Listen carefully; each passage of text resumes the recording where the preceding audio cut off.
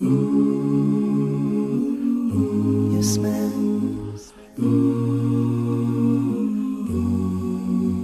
And yet, so high, so high.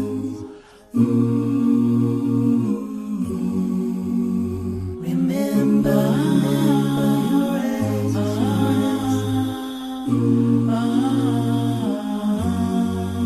most of all, I remember your smell.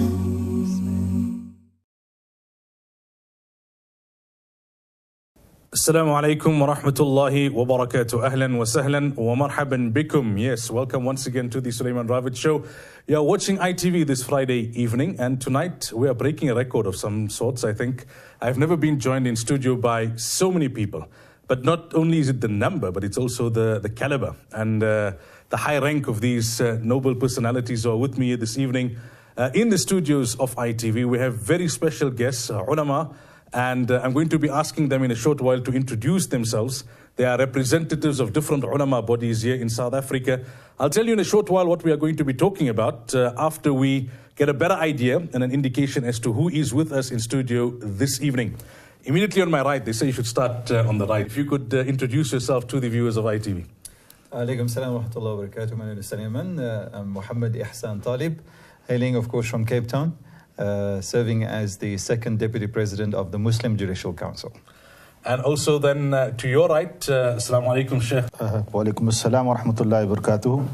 I happen to be the President of Sunni Jamiyat. Jazakumullah. And Sheikh Abdul Hamid Khabir, if you can introduce yourself to the viewers of ITV. Yes, you've just introduced me. Assalamu alaikum, salam wa rahmatullahi wa barakatuh. Sheikh Abdul Hamid Khabir from Cape Town and from the Muslim Judicial Council. And presently, just for another short while, President of the United Ulama Council of South Africa. MashaAllah. Abdul Khalik Ali, Assalamu alaikum wa rahmatullah. Wa alaikum salam wa rahmatullahi wa barakatuh.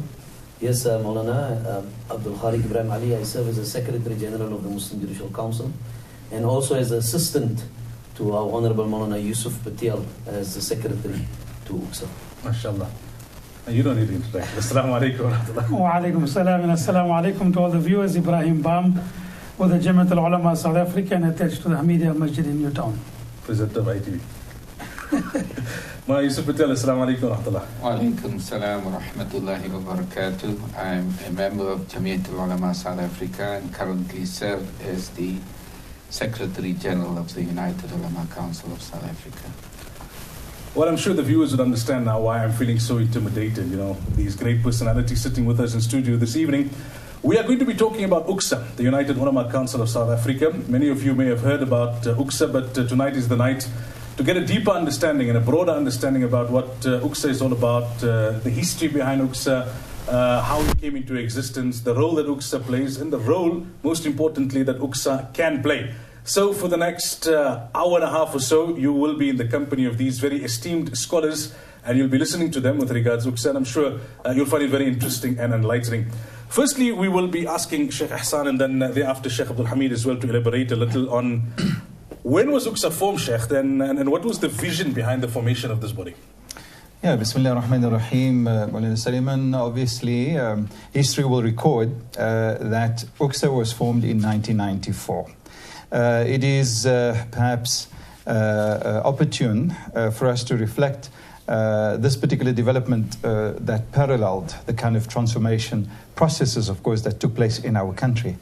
I say transformation processes because the formation of UUCSA, in essence, kind of leading into a question about the vision, was really about bringing about a sense of ittihad, of unity among the ulama body formations in our country. I know in the context of the Muslim Judicial Council, one of our former presidents, the late Al-Marhum Sheikh Muhammad Nadeem Muhammad, played a very pivotal role. In fact, Sheikh's own sort of personal sort of vision and his personal sort of characteristics that he had, he really focused in terms of his risala and tabligh of his risala. He focused on the issue of unity in the ummah, unity in the community, and particularly, of course, in this instance, unity amongst the ulama.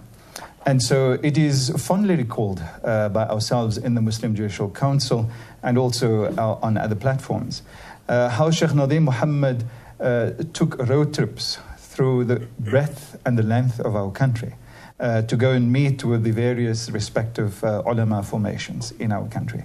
And his mission then was to bring about this sense of awareness and consciousness for a united body of ulama to be formed in South Africa.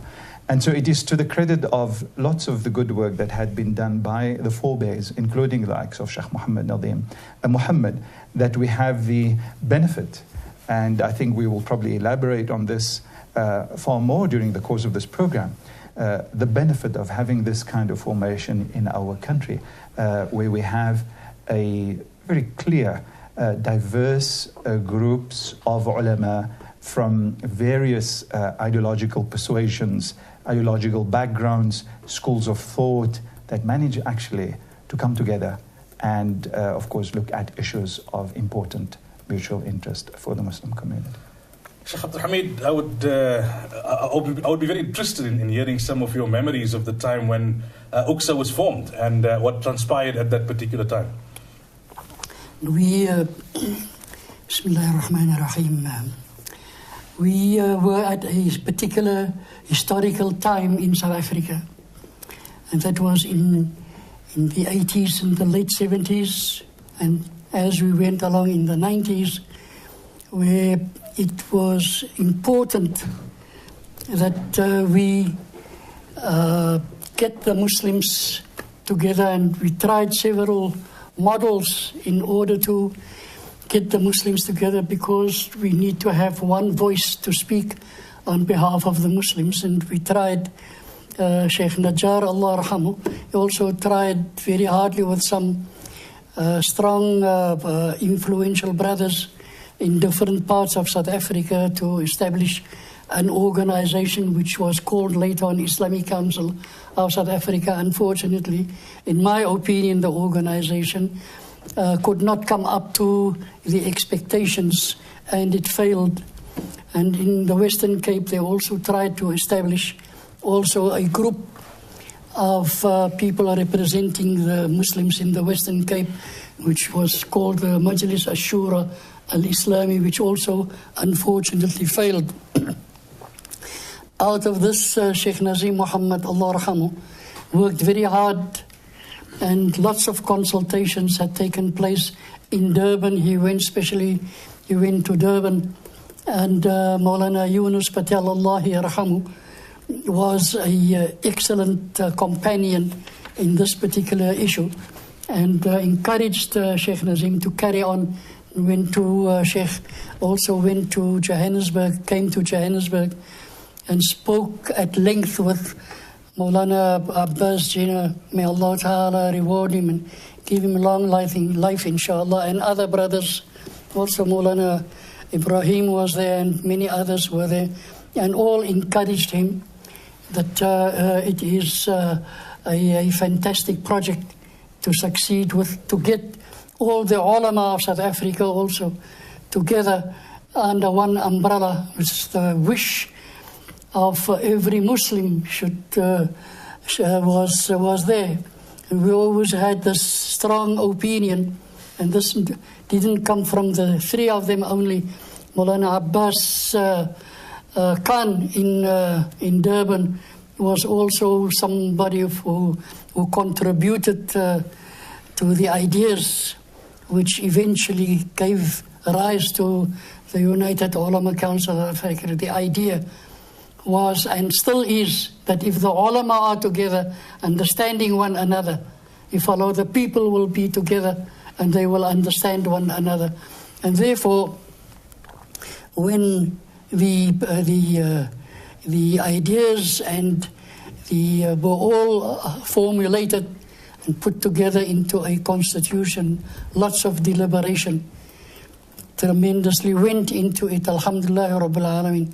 And there were many others who later on did not belong, come to, which we want to call it, come to the party, who left outside this organization who believed at the time that this is a wonderful project and it is a wonderful idea to put forward to the Muslims.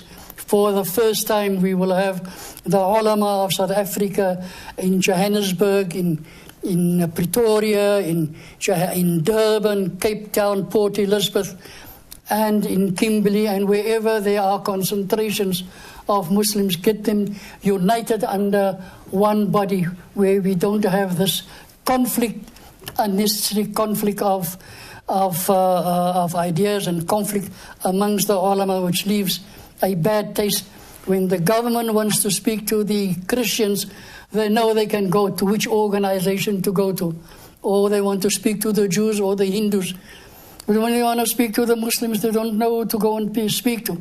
You understand? And therefore, it was an opportune time, the right time in the history of the Muslims in South Africa, that we could get the ulama of the whole of South Africa together and under one umbrella. Alhamdulillah Rabbil Alameen. And the names which I have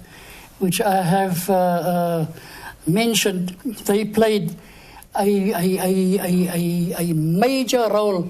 Alhamdulillah, today, look at us here, Johannesburg, Cape Town, Joburg, Cape Town, Durban, Cape Town, and there are many others sitting around the same table, and we can talk. We can solve our problems by talking to each other. We need the Muslims to come to this party. It is their party. And we are not calling on individual ulama. We never wanted individual ulama. We want the ulama to unite with their ulama in the areas. And therefore, the organization was established with the regional power in Cape Town, the Muslim Judicial Council, the regional power in Durban, the Jamiat Ulama of Transvaal, and the Jamiat Ulama of the Sunni Ulama of Natal, and Wakada, and Jamiat Ulama of Transvaal. Well, we don't have Transvaal anymore. That is also part of the history. So, alhamdulillah, but where the Muslims were concentrating in strong numbers, they were the organizations which were called, and we want every alim in the area to show unity, not talk unity, to practice unity, to belong and join the organization in his area. And therefore, we did not choose individuals. It was organizations. And those organizations introduced their representatives on the board of the United Ulama Council of South Africa. Today, after 20 years, alhamdulillah, I was lucky, I was still a youngster.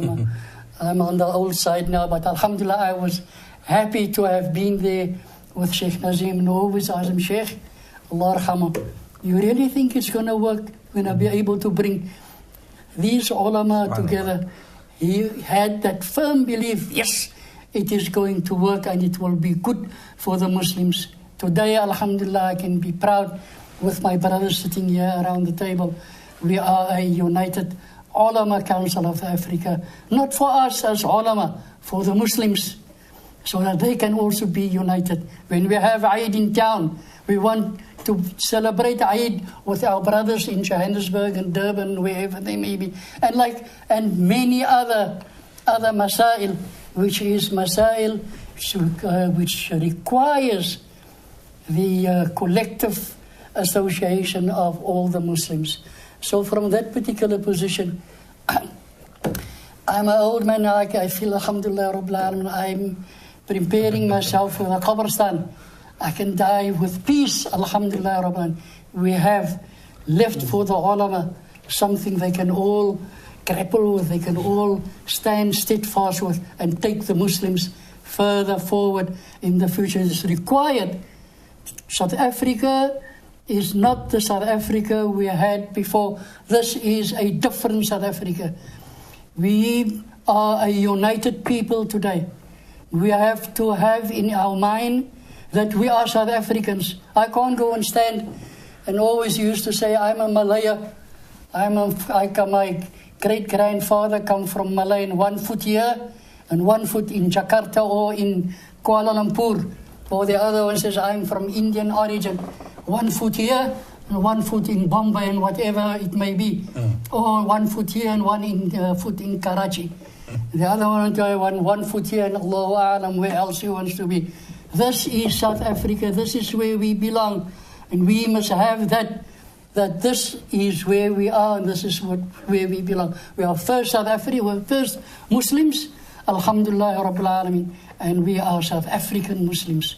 And our decisions here is taken on behalf of the Muslims of South Africa, Alhamdulillah, and for the first time in the history of the Muslims, we have this strong organization. And now you will have those who disagree with you. That is part of humanity. We cannot stop that. But as long as we are united and we are strong and we believe that we are doing the right thing for Islam and for the Muslims, I have no fear. I believe these young people, inshallah ta'ala, with you, will take this organization further and further in the next century, inshallah ta'ala. وَلَا تَهِنُوا وَلَا تَحْزَنُوا وَأَنْتُمُ الْأَعْلَوْنَ إِن كُنْتُم مُؤْمِنِينَ. Don't become despondent. Don't be saddened. Allah Ta'ala has made you the A'laun, the greatest. What? So why should we be worried? Work for Islam. We will always succeed. I've never, in my history, since I've been busy with Islam and my work, my brother, Alhamdulillah Rabbil Alameen, since 1960, never seen Muslims failing, not in this country. And we will never fail. The ulama, if they stick together, Allah Ta'ala will bless them and strengthen them, and they will forever be successes, inshallah. Jazakumullah for that insight, Sheikh, and those very interesting memories.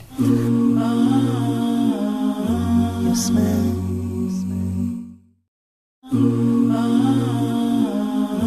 Yes, man. Yusuf, Sheikh has given us a very interesting historical perspective, and Sheikh Hassan also told us about the initial starting of UUCSA. You were the Secretary General. Tell us a little bit more about the formalities, what constitutes UUCSA, who are the role players currently? Bismillah ar-Rahman ar-Rahim. I think in terms of the founder members, those who played a pivotal role in galvanizing the ulama fraternity together were essentially 5 organizations. It was the Muslim Judicial Council from the Cape, Jamiatul Ulama, at that time known as Transvaal, Jamiatul Ulama KZN or Natal at that time, the Sunni Jamiatul Ulama, and the Sunni Ulama Council. These were the 5 founding members of the United Ulama Council of South Africa. However, over a period of time, there were 2 additional members that joined to secure representation from the Eastern Cape. So then we had the Eastern Cape Ulama Council and another organization, the Eastern Cape Islamic Congress, that joined in, bringing the total number of members to 7. Currently, we have an application from the Northern Cape Ulama Council, which we are busy processing.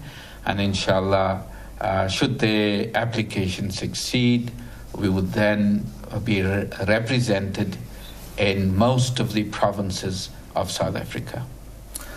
Abdul Khalik Ali, in 20 years of existence, what would you say were some of the achievements of UUCSA?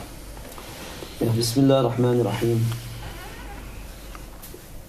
I think the point that Sheikh Abdul Hamid has highlighted of unifying the leadership, the ulama fraternity, for our coming together, that is perhaps one of the greatest blessings.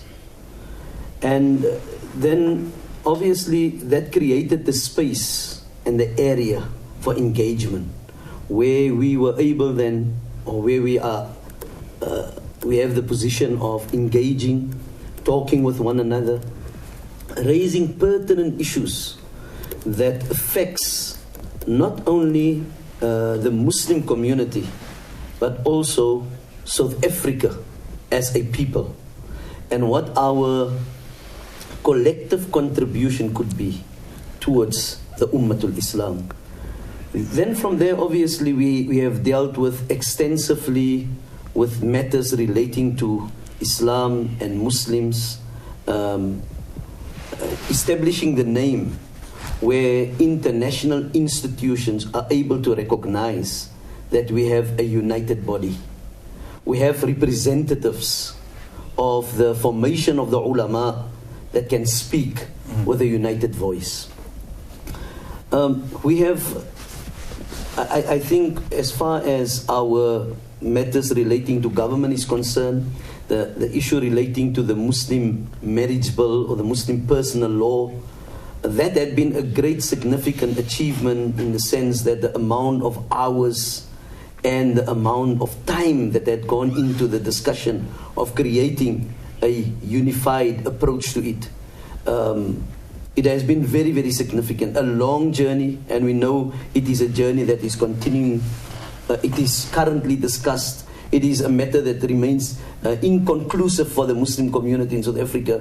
But on a UUCSA level, it brought all of us together in a unified position as the ulama to say that with one voice we speak to the government. The United Ulama Council of South Africa, when it is confronted with international related issues, it can create this unified voice in responses to international crisis. We know what is currently happening in the turmoil in the Middle East. The United Ulama Council of South Africa has produced many statements, taking key positions for the guidance of imams across the country, that this is the position that the United Ulama Council of South Africa had taken. So the benefits of having this formation goes from international global issues to right down to national interest and to specifically the Muslim community. There are many things that we can identify with, and our members here could elaborate further on that. One of the things that I would like to say, in 2010, the UUCSA delegation, and that formation was a beautiful formation from across the country. The first ulama delegation that visited China. That was a moment where UUCSA undertook this historic visit. And then, in return, we received an ulama delegation at the end of the year in 2010, where the ulama representing the Muslims of China came to visit here. We traveled across the country, met many ulama and institutions and organizations. So it's also an opportunity of building bridges between South African Muslim community, between the ulama and with others across the globe, alhamdulillah. Alhamdulillah. So would you want to add on a little with regards to the achievements of UUCSA in the last 20 years? Yes, I think some of the milestones in the history of UUCSA include our meeting in Parliament on the eve of the adoption of the Constitution of South Africa. We were somewhat concerned that the Constitution did not sufficiently entrench religious freedom, not only for Muslims, but for all faiths. And we had requested a meeting. We were accorded that honor, and on the eve, the day before the Constitution was formally adopted, we were invited to Parliament, given the time by, at that time, the chief negotiators were Cyril Ramaphosa and his group. We sat with them, we expressed our concern about the need for entrenching religious freedom within the Constitution. And alhamdulillah, I think through that intervention, we were able to secure space within the Constitution that guaranteed religious freedom. So I think that's one great achievement and milestone, not only for the Muslim community, but for people of all faiths within the country. Another very important contribution of the United Ulama Council of South Africa was at a time where the entire global community was clamoring about the anti-terror bill. Various countries were obliged by the powers that be to entrench anti-terror legislation in the country. And when this legislation was first circulated in South Africa by our government, in our view, it was extremely draconian. And the United Ulama Council of South Africa came to the fore.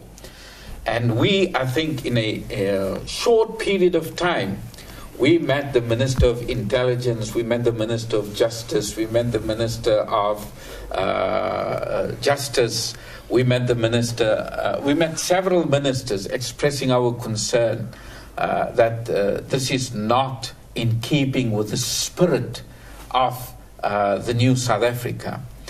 And with the help of some very prominent Muslim MPs, the United Ulama Council of South Africa made a formal submission in terms of seeking amendment to what it deemed to be very draconian in terms of anti-terror legislation.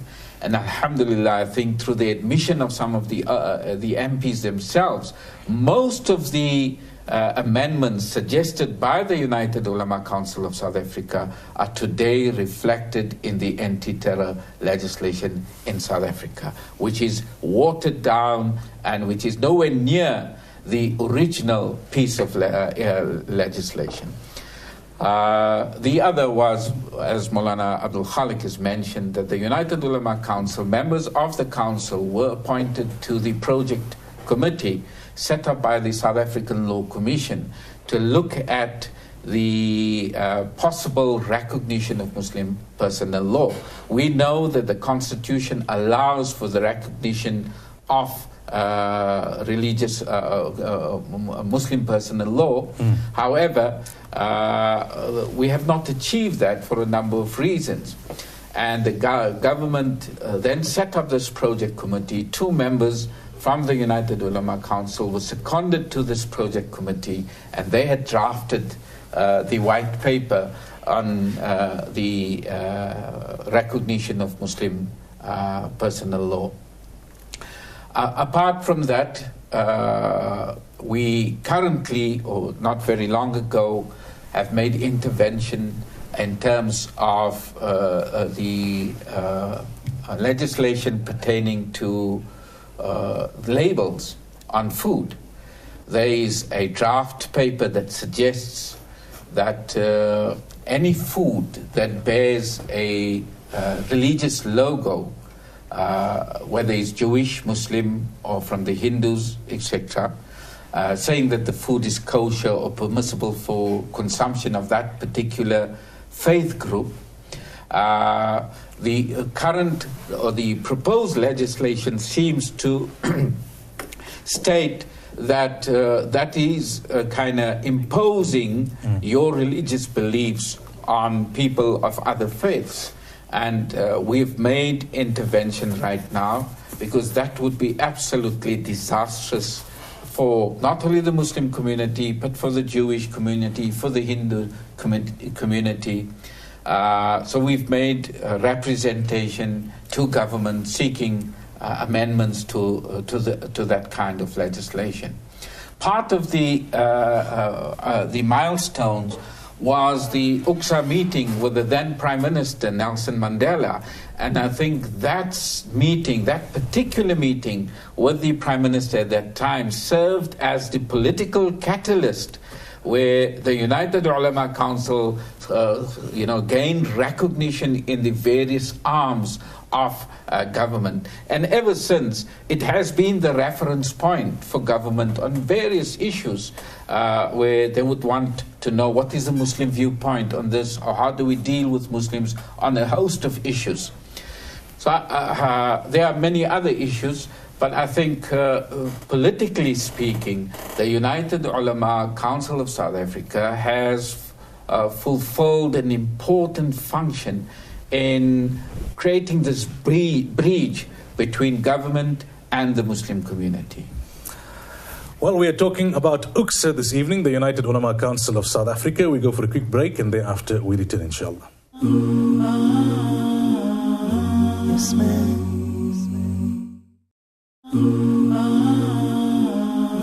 Yes, man. Welcome back. We are talking about UUCSA, United Ulama Council of South Africa this evening. As you can see, the studio is very full. If you missed the beginning of the program when the introductions were done, we have a number of esteemed ulama here. They are representatives of the different ulama bodies that form and constitute UUCSA.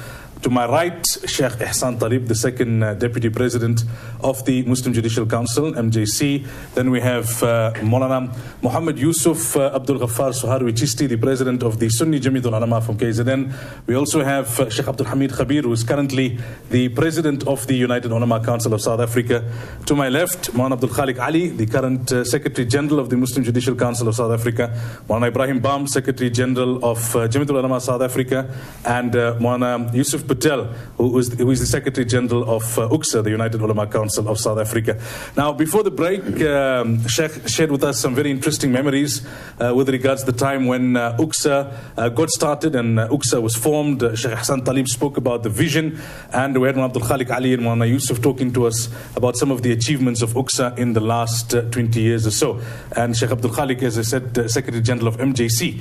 Now, Mu'abam, we spoke about this previously when we had a special program on moon sighting with yourself and Mu'ata Karan, and that is with regards UUCSA's role in terms of not only moon sighting at the time of Ramadan, but monthly moon sighting and the announcement of moon sighting. If you can elaborate for us on that.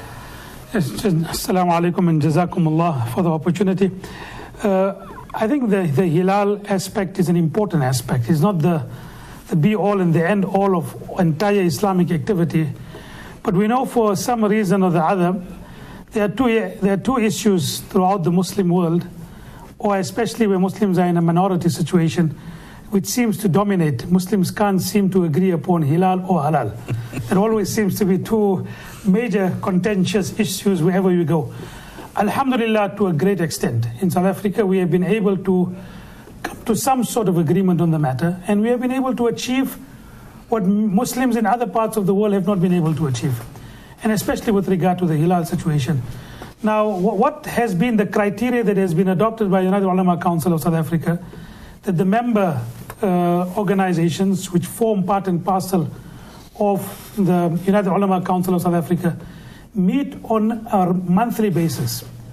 Now, there is this misnomer or there is this misconception that the United Ulama Council only pronounce on the moon on Ramadan or Eid. But you cannot have a unified calendar, and you cannot have proper structure of the Islamic months. Keep in mind, the Islamic months are part and parcel of Quranic directives. The Quran has made mention, يَسَلُونَكَ عَنِ الْأَهِلَّةِ قُلْ هِيَ مَوَاقِيتُ لِلنَّاسِ وَالْحَجِّ, that the Hilal forms the basis of your ibadat.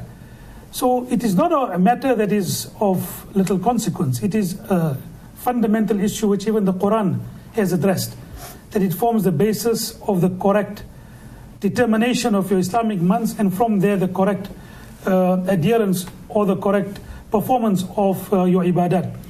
And alhamdulillah, every month the members of the United Ulama Council meet in their respective regions. In fact, the offices of many of them are opened to gain and to get evidence from anyone who might have sighted the moon.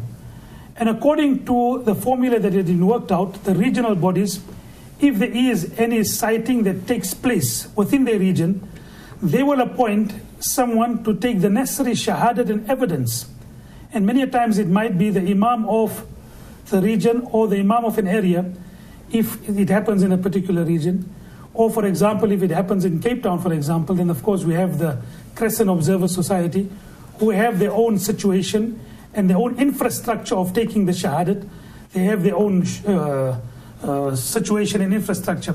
And if it happens in other parts of the country, then the regional body would take the necessary steps to get the shahadat from wherever the sighting has taken place.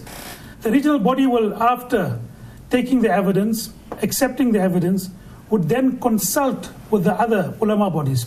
For example, if it is sighted in Cape Town, they would make it known to the Jamiat Ulama KwaZulu-Natal, the Sunni Jamiat Ulama, the Jamiat Ulama South Africa in Johannesburg, and tell them that this sighting has taken place we have taken the Nasri Shahadat, can we unanimously take this decision? And alhamdulillah, every month through the means of chat group which we have on WhatsApp, and then of course through the means of the telephone, after the Nasri Shahadat has been taken, a unanimous decision is taken. And then the respective bodies then carry that out through the means of the communication network. And it reaches throughout the masajid of the country. Alhamdulillah, it is a very unique situation. And it is done, in conjunction with all the ulama bodies. And if, for example, there is any other aspect that comes into play, for example, during the course of Ramadan, then if there is a need, then it is also thrown open to other ulama to be able to call upon them to make mashura with regard to the decision. So alhamdulillah, thus far, it has served the Muslim community of South Africa very well. In that, alhamdulillah, by and large, all the Muslim do follow the pronouncements of the Hilal, which is offered by the United Ulama Council of South Africa. As I've said, it is not the only issue, but it just shows what can be done with the united voice.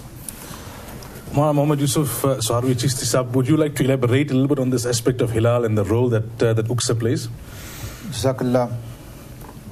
The Muslims of South Africa, as Maulana would know very, very well, we come from various schools of thought, and I cannot what you call change the mindset of everyone, neither can anybody change my mindset. But be that as it may, United Ulama Council had made a very big difference, particularly when it came to the moon sighting aspect of it. There was a time where 35, 40 years ago, we used to make one call to the Cape Town area, and the man-cakers used to give us one message that used to be sufficient. But as and when new ulama started coming, various requirements was being required, and they needed certain clarification. It got very sophisticated, with the result that when the UUCSA came about, alhamdulillah, I represent a large number of Sunni ulama bodies, and they depend on my view on the matter. And Maulana Bam would not make an announcement unless and until he does not get clarification from me. That has been the rule and the norm of UUCSA moon sighting. And I personally would contact all the various ulama from Pretoria, Mufti Akbar Azarwi, the various ulama from the Durban ulama bodies, making sure that we have included everyone in the decision making. Once we get a message, we make sure we relay this message to the various ulama body. They are happy with it.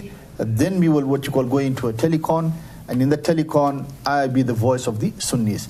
And in this way, alhamdulillah, even the recent problem that we had for Eid, when we had a meeting after that we call up all the various ulama from the Sufi Academy, various other ulama bodies. All of them said, Maulana, you have taken a responsible post to be our representative. If you said, you know what, it's been cited and it's been declared tonight being the 1st of Shawwal, we accept it. So alhamdulillah, from our side, we don't have that problem. This is one of the achievements of United Ulama Council. Maulana, you being an alim, when it comes to fiqh masail, we don't have any problem. We don't have any differences. There may be a few aqaid, what you call a problem that we have, but we cannot make everyone understand and bring everybody on the same line.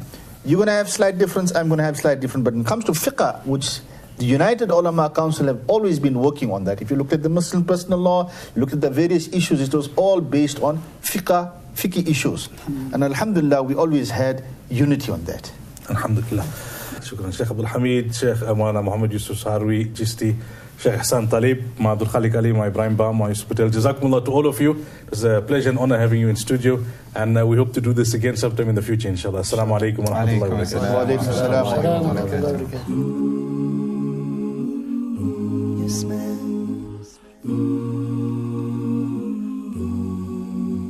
And yet, so high, so high.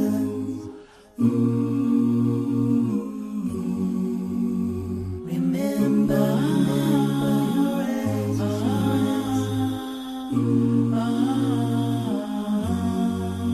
Most of us